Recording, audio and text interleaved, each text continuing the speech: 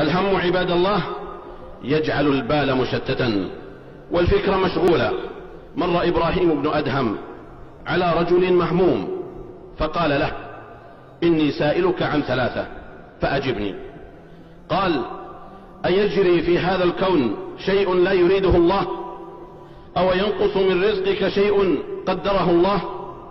أو ينقص من أجلك لحظة كتبها الله؟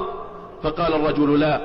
قال إبراهيم: فعلام الهم إذن؟ فقد كان النبي صلى الله عليه وسلم كما في الحديث الصحيح يتعوذ بالله من الهم والحزن. وقال صلى الله عليه وسلم: من قال إذا أصبح وإذا أمسى: حسبي الله لا إله إلا هو عليه توكلت وهو رب العرش العظيم 7 مرات كفاه الله ما أهمه. وإن زوال الهم مرهون بكثرة الاستغفار ولزومه، كما قال صلى الله عليه وسلم: من لزم الاستغفار جعل الله له من كل ضيق مخرجا ومن كل هم فرجا ورزقه من حيث لا يحتسب.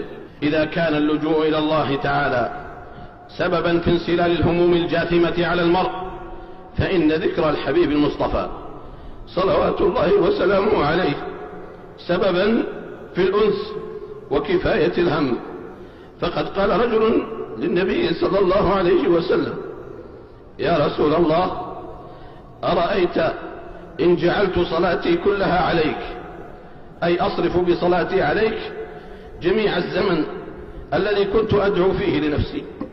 قال صلى الله عليه وسلم: إذن يكفيك الله تبارك وتعالى ما أهمك من دنياك وآخرتك.